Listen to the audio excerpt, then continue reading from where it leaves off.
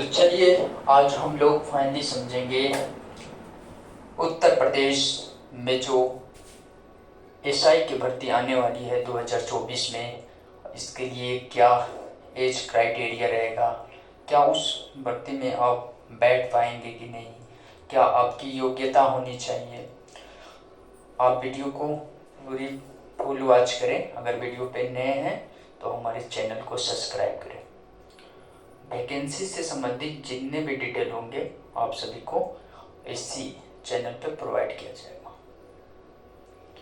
तो चलिए बात करते हैं उत्तर प्रदेश उप निरीक्षक sub inspector UPSI double star 2024। अगर आप भी अपना सपना देखते हैं कि मुझे डबल स्टार लेना है तो क्या करना पड़ेगा आपको, क्या तैयारी होनी चाहिए, क्या क्वेश्चन पूछे जाते हैं, किस तरह से प्रश्न पूछे जाते हैं, क्या प्रीवियस ईयर में क्वेश्चन रहा, क्या पैटर्न है, इन सब पे हम लोग बात करेंगे। अगर आप एक न्यू एस्पिरेंट हैं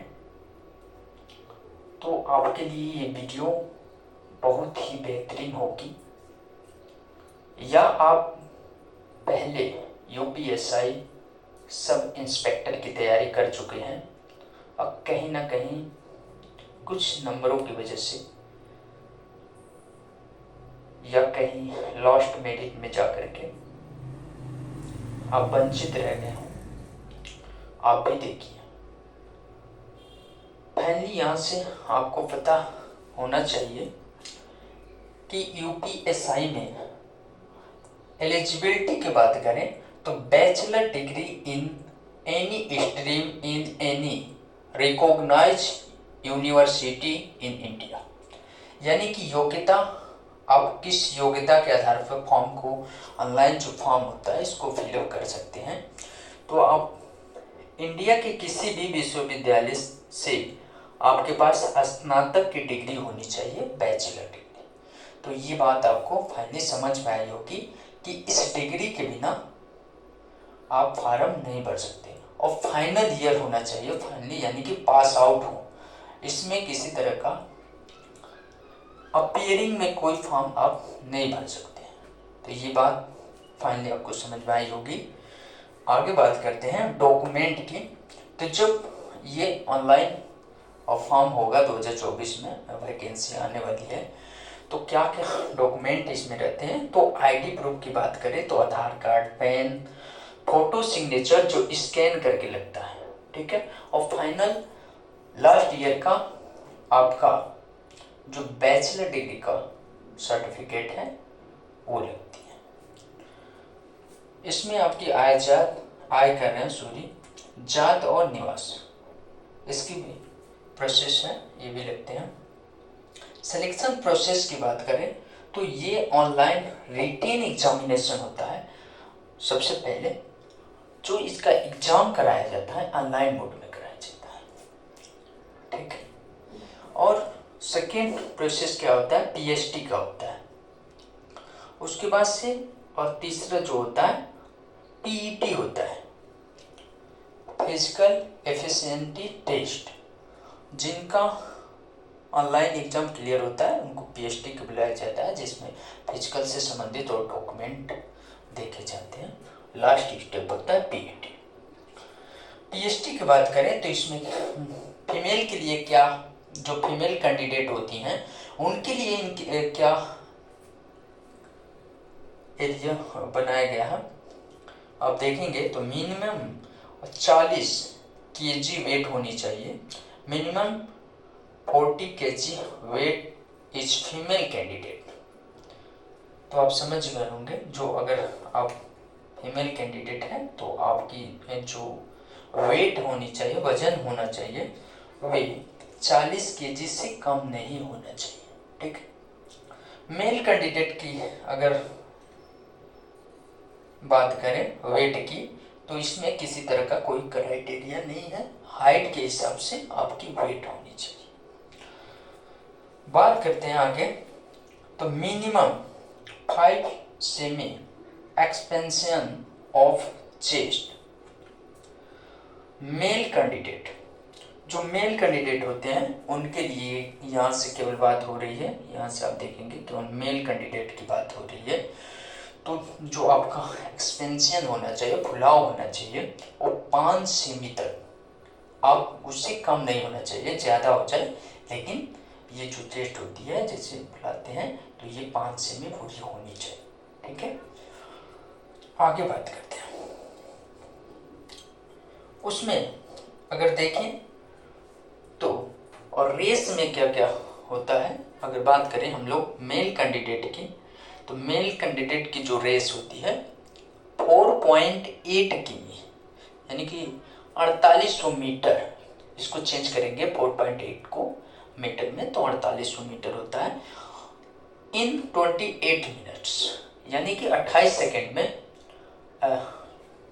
28 मिनट में आपको 4800 मीटर का रेस पूरा करना है 28 मिनट में। ठीक है, मेल कैंडिडेट की।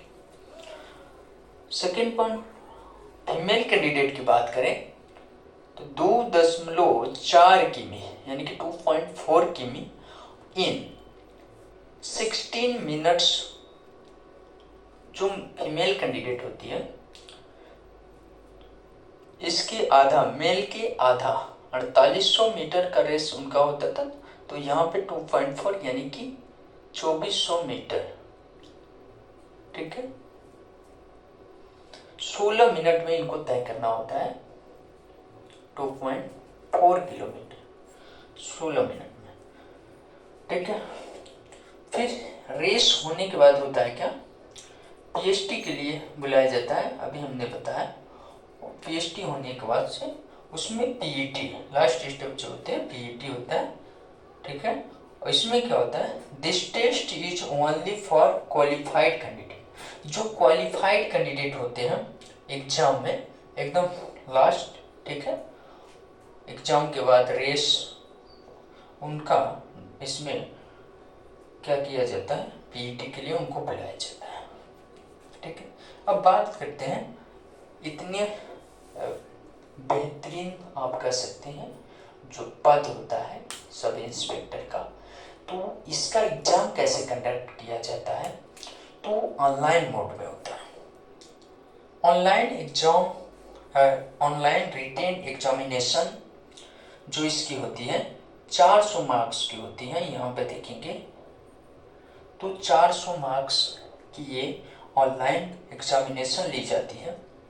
और ये कैसा होता है, तो मल्टी चॉइस क्वेश्चन इसमें होते हैं जो ऑब्जेक्टिव टाइप्स के होते हैं।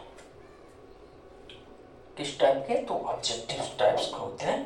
टोटल क्वेश्चन 160 क्वेश्चन पूछ लिए जाते हैं।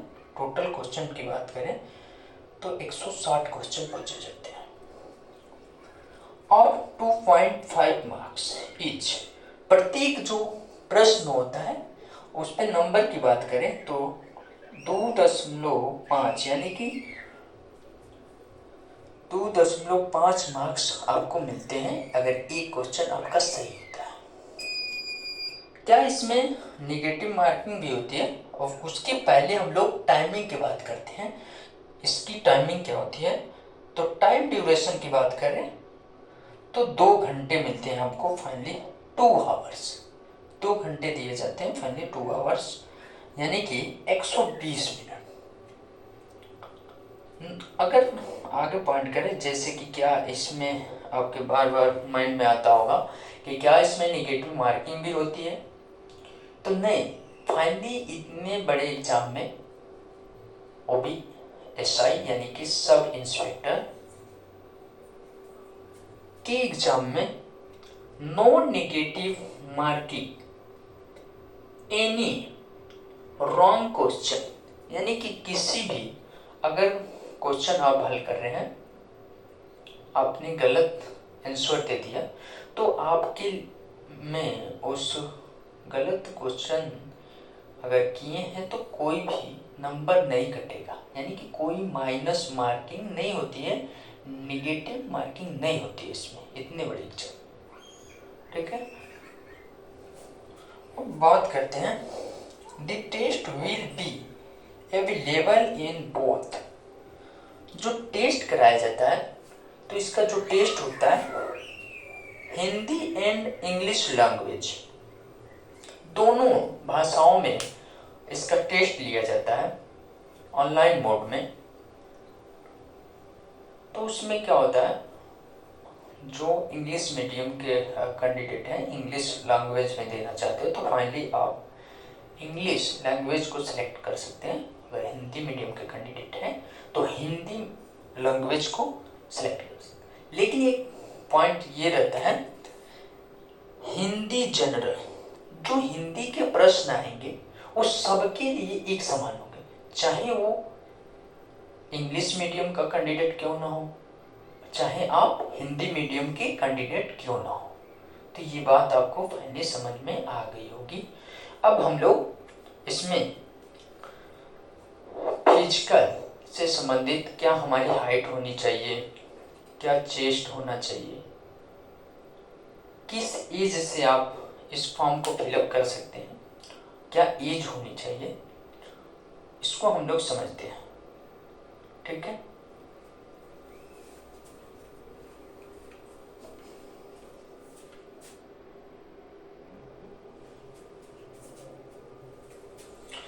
इसके बाद आप देखेंगे यहाँ पे हम लोग बात करते हैं इसमें जो पीएचडी होता है,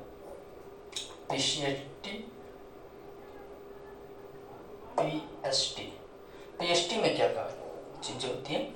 सबसे पहले हम लोग मेल कैंडिडेट की बात करें तो इस पीएचडी में मेल कैंडिडेट के लिए चाहे वो जनरल हो, चाहे ओबीसी हो या एससी और एसटी हो, उन सभी के लिए हाइट की बात करें तो 1.68 सेमी होती है। और चेस्ट की बात करें तो 79 से लेकर के 84 सेमी तक, 79 से 84 सेमी तक। अब बात करें जनरल, ओबीसी, एससी की तो बात हो गई, 168 हाइट और 79 से लेकर के 84 सेमी तक चेस्ट। बात करते हैं एसटी के लिए, तो एसटी जो कैंडिडेट होते हैं उनके लिए, एसटी के लिए 160 सेमी होनी चाहिए। और चेस्ट की बात करें तो 77 से लेकर 82 तक होनी चाहिए। ठीक है, फाइन। अब फीमेल कैंडिडेट की बात करें, फीमेल कैंडिडेट के लिए क्या होना चाहिए हाइट, तो आप देखेंगे फीमेल कैंडिडेट में चाहे वो जनरल हो या ओबीसी हो या एससी हो, उनके लिए 52 सेमी होनी चाहिए हाइट। और एसटी अगर कैंडिडेट हैं तो 147 सेमी होनी चाहिए। चेस्ट की बात करें चारों कैटेगरी के लिए तो चेस्ट एनए है, कोई क्राइटेरिया इसके लिए नहीं है कि कितना चाहिए। ठीक है, तो चेस्ट का इसमें कोई मतलब नहीं है। फाइनली वेट आप समझे थे। अब हम लोग बात करते हैं सब्जेक्ट की। तो इतने बड़े एग्जाम में क्या क्या सब्जेक्ट पूछा जाता है आप देख रहे हैं, कितने मार्क्स का और कितने मार्क्स मिलते हैं कितने क्वेश्चन पे। ठीक है, कौन कौन से सब्जेक्ट से कितने प्रश्न पूछ लिए जाते हैं, आइए बात करते हैं। अगर हम लोग हिंदी की बात करें, जनरल हिंदी की, तो जनरल हिंदी से फाइनली 40 क्वेश्चन आपके पूछ लिए जाते हैं। अगर मार्क्स की बात करें तो एक क्वेश्चन पर 2.5 यानी कि 100 मार्क्स के हिंदी के पूछे जाते हैं। सोच सकते हैं कि हिंदी सब्जेक्ट का कितना बड़ा रोल एसआई वैकेंसीज के लिए होती है। ठीक है, लॉ और कॉन्स्टिट्यूशन और जीके जनरल नॉलेज, 3 बातें देखिए, इसमें 3 सब्जेक्ट सम्मिलित है, लॉ, कॉन्स्टिट्यूशन भारतीय संविधान और जीके जनरल नॉलेज की बात करें तो इन दोनों को मिलाकर के फाइनली 24 प्रश्न पूछे जाते हैं लॉ और कॉन्स्टिट्यूशन से। और जीके की बात करें तो 16 प्लस प्रश्न जो क्वेश्चन होते हैं जीके के पूछ लिए जाते हैं। तो 24 और 16 40, यानी कि टोटल इससे भी बात करें तो 40 प्रश्न आते हैं। ये भी कितने नंबर के होते हैं, तो 100 नंबर के पूछे जाते हैं। अब बात करते हैं तीसरे सब्जेक्ट के, तो आता है numerical mental ability test. Numerical ability mental ability test, तो इससे जो प्रश्न पूछे जाते हैं, इस 40 क्वेश्चन होता है। इसमें होता है क्या, जैसे आप मैथ का सेक्शन उठाएंगे तो मैथ के सेक्शन में जो पार्ट, चाहे वो प्रॉफिट लॉस का हो, नंबर सिस्टम हो, एसआई हो, ठीक है, सिंपल इंटरेस्ट हो, कंपाउंड हो, ठीक है, और द ट्रेन हो, तो इससे मेन चैप्टर थे। एरिया हो, क्षेत्रफल हो, चाहे हम लोग रेशियो की बात करें, ये 10-15 टॉपिक ऐसे हैं बेस्ट टॉपिक। आपको इस आगे जो वीडियो बनेंगी तो इसमें एक एक सिलेबस वाइज एक एक सब्जेक्ट का बताएंगे, कहाँ से कितने प्रश्न किस टॉपिक से पूछ लिए जाते हैं, जो प्रीवियस ईयर के क्वेश्चन पेपर पूछे गए हैं उसके बेसिस पे। तो 40 क्वेश्चन यहाँ से मिले आपको। तो इसका भी नंबर मार्क्स की बात करें तो 100 नंबर यहाँ से भी आपको मिल जाते हैं। चौथा सब्जेक्ट की बात करें, 4th नंबर, तो mental aptitude test, reasoning, intelligence test. देखिए मेंटल एप्टीट्यूड टेस्ट होता है जो आपकी मानसिक क्षमता को उसमें प्रश्नों के माध्यम से देखा जाता है कि आपकी मानसिक क्षमता, तर्क के आधार पर कथन निष्कर्ष के प्रश्न होते हैं, खास करके इस तरह के ज्यादा प्रश्न होते हैं। रीजनिंग में जैसे एज प्रॉब्लम सॉल्विंग को लेकर के, डिस्टेंस को लेकर के, कैलेंडर हो गया, घड़ी हो गई, बहुत सारे चैप्टर हैं, सारे एक एक करके हम लोग डिटेल में इस वीडियो के बाद बात करेंगे, जो न्यू वीडियो बनेगी। और यहाँ पे देखेंगे इंटेलिजेंस टेस्ट, आपकी जो तार्किक क्षमता है उस पर भी बात प्रश्न बनती है।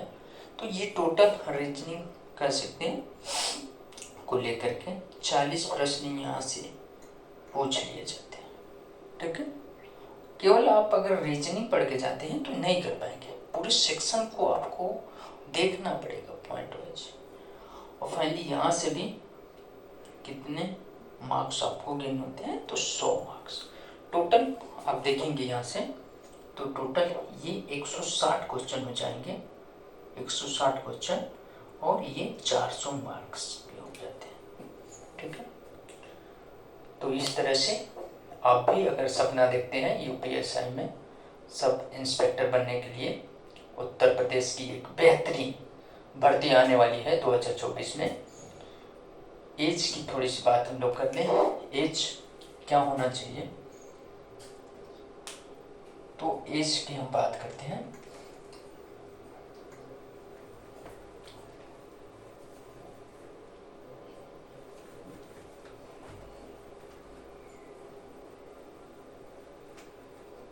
चलिए एज की बात करें, एज किस एज से इस फॉर्म को आप फिलअप कर सकते हैं।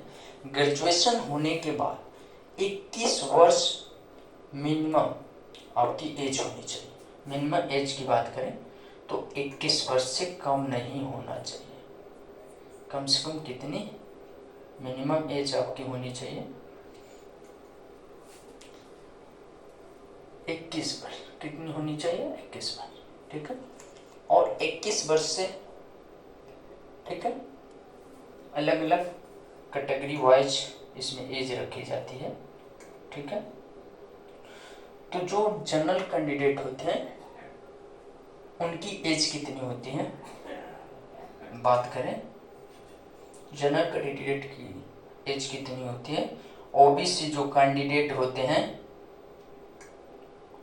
उनकी एज कितनी होती है, जो एससी कैंडिडेट होते हैं उनकी एज कितनी होती है, जनरल कैंडिडेट की एज, ओबीसी की, एससी की और एसटी की क्या एज क्राइटेरिया होती है, मैक्सिमम बात करेंगे हम लोग, मिनिमम तो समझ चुके हैं 21 वर्ष। ठीक है,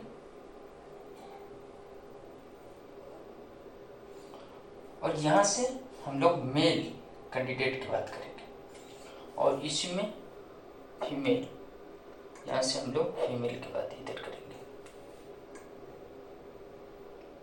फीमेल कैंडिडेट। ठीक है, तो फीमेल कैंडिडेट के लिए भी जो मिनिमम एज होता है 21 ईयर होता है, यानी कि 21 वर्ष से कम नहीं होती। लेकिन कैटेगरी वाइज क्या इसमें डिफरेंट होते हैं, आप इसको समझिएगा। ठीक है, फाइनली आपको बताते हैं कि कैटेगरी वाइज क्या एज होती है।